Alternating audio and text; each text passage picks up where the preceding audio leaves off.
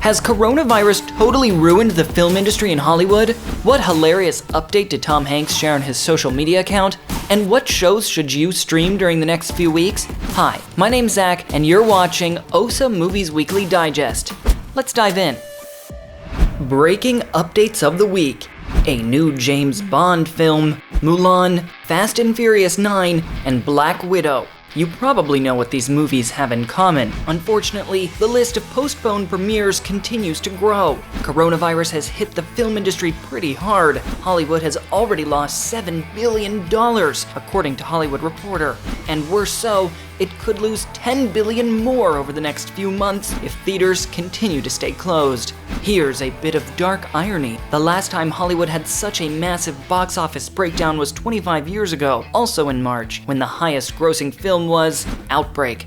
Yeah, that creepy one about the spread of a deadly virus. 25 years on, and here we are battling a deadly virus once again. Disney alone is in real trouble. The Onward release was planned for the 5th of March. Mulan was scheduled for this week. Black Widow, together with Jungle Cruise and Disney Pixar's animation Soul, also won't have their premieres on time. Plus, count all the productions that have been shut down, like Shang-Chi and Little Mermaid. These two alone are probably setting Disney back about $300,000 to $350,000 a day. And on top of that, Disneyland won't have any visitors for at least a couple of months. The math is pretty clear. It's in trouble. And that is just one studio. But all of that is just only a part of the last week's challenges. The most crucial thing is that the virus has put people's health at risk. The movie legend Tom Hanks, the British actor Idris Elba, and Game of Thrones star Christopher Heavue were among the first to publicly announce they have the virus. Thankfully, all of them are now under a doctor's care and feeling stable. Hanks even shared the cutest update on his health in his most recent post on Instagram. He wrote, "Hey folks, good news. 1 week after testing positive in self-isolation, the symptoms are much the same. No fever, but the blahs. Bad news, my wife, Rita Wilson, has won 6 straight hands of gin rummy and leads by 201 points. Other Hollywood stars have also commented about coronavirus on their social media accounts. Millie Bobby Brown, Gal Gadot, Arnold Schwarzenegger, Matthew McConaughey, and many other film stars have asked their fans to join the stay-at-home initiative during these times for everyone's sake. With so much media attention, you would think that everyone is aware of the coronavirus now. Well, everybody except Jared Leto, who spent the last 2 weeks on an isolated retreat in the desert and missed it all. Poor guy was shocked to find out how drastically things had changed. Well, at least we can sweeten our time at home up a bit by watching recent premieres online. Birds of Prey and Guy Ritchie's action comedy The Gentleman are all scheduled for early streaming release, and it looks like we may have a lot more options coming soon.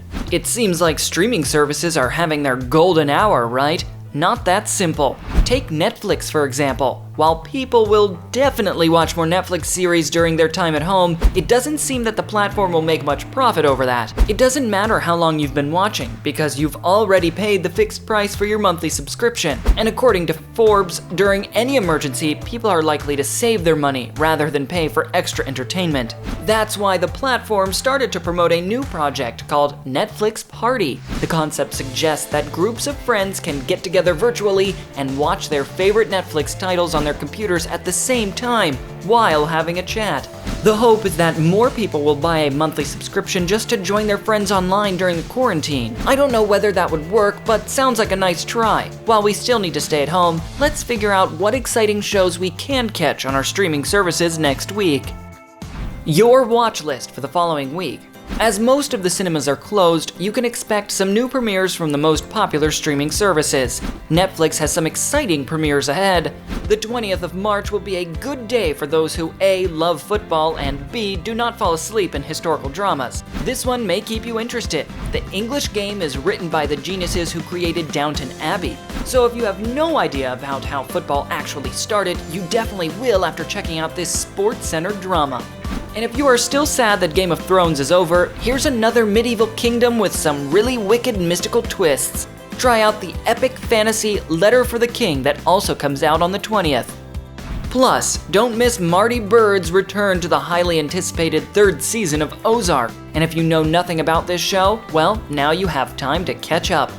Hulu is also breaking out some exciting shows. New episodes of Season 1 of Reese Witherspoon's new show are coming out every Wednesday. According to the official description, the series follows a tight-knit Midwestern family and the newly arrived mother-daughter duo who seemingly upend their lives.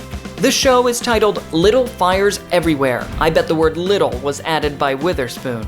Anyhow, the show seems worth trying, and if you're not a fan of social dramas, check out the Season 3 premiere of the already iconic sci-fi series Westworld.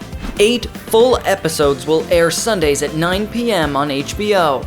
And at last, new episodes of Supernatural's 15th and final season are waiting for you on the CW. In case even that doesn't excite you, we have one more special offer for you. Weekly Trailers Breakdown.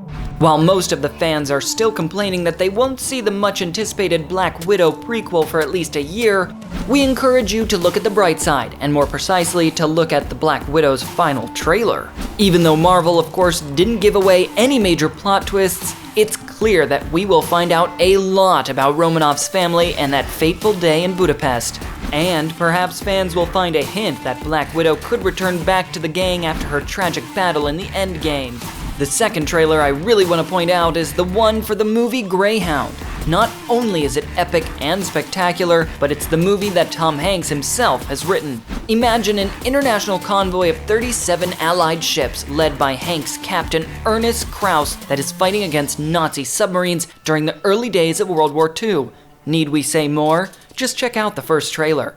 And the last trailer we decided to include on our list is the one for the movie True History of the Kelly Gang, which features the new star from the war film 1917, George McKay. Here, he stars as 19th century Australian criminal Ned Kell. Based on a novel by Peter Carey, this movie is expected to be a biographical Western film with the feeling of a crime drama. IndieWire's critic Eric Cohn loved the movie after its premiere at the Toronto International Film Festival. He called it Bonnie and Clyde in the Australian Outback, a disturbing glimpse of criminality that provides a subversive taste of its appeal. If you're interested by this description, check out the rest of the trailer.